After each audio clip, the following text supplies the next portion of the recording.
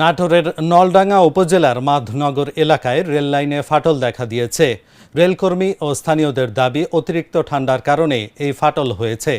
সোমবার সকাল 11:30টায় মাধনগর রেল স্টেশনের দক্ষিণে 253 নম্বর পিলারের কাছে ফাটল দেখতে পান স্থানীয়রা। জানা যায়, মাধনগর রেল স্টেশনের দক্ষিণে এনরার পার এলাকায় 1 নম্বর লাইনে স্থানীয়রা প্রথমে ফাটলটি দেখতে পান। বিষয়টি ঊর্ধ্বতন কর্তৃপক্ষকে জানানো হয়েছে। রেলওয়ের কর্মীরা দ্রুত তা মেরামতে কাজ করছেন। বর্তমানে ওই লাইনে ট্রেন ধীরগতিতে চলাচল করছে। ঘটনাস্থল নলডাঙ্গা থানা পুলিশ পরিদর্শন করেছেন। সম্প্রতি পার্শ্ববর্তী বীরকুৎসা রেল স্টেশনের উত্তরেও রেল লাইনেও ফাটলের ঘটনা হয়। পরে খবর পেয়ে রেল লাইনের ফাটল মেরামত করা হয়। অতিরিক্ত ঠান্ডার কারণে এমন ঘটনা ঘটতে পারে বলে জানান রেলকর্মী ও স্থানীয়রা। দেখলাম যে রেল লাইন ফেটে গেছে, ফেটে একটু ফাঁক হয়ে গেছে, 1 আঙ্গুল 1.5 আঙ্গুল ফাঁক হয়ে গেছে।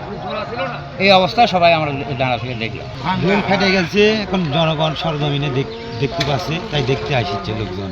রেল শীতের কারণে যাই হোক ফেটে গেছে, যে আমরা দেখতেছি, সবাই এসে দেখতেছি, এখানে লোকজন আসছে, সে দেখার জন্য আসছে আর কি।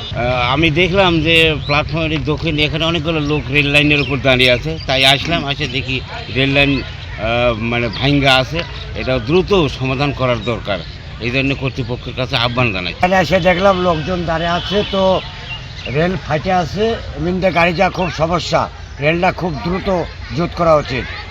খুবই সমস্যা রেলের এখানে, এই যে সামনে ফাটা দেখা যাচ্ছে। এখানে যে শীতের টাইমে যে রেলটা ভাঙিয়ে আছে, গত বছর ভাঙিয়েছিল, আমরা দেখতে আসলাম, মেলা লোকজন আছে, পুলিশ প্রশাসন এসে দেখে গেল। এটা দ্রুত সারার জন্য অনুরোধ করছি।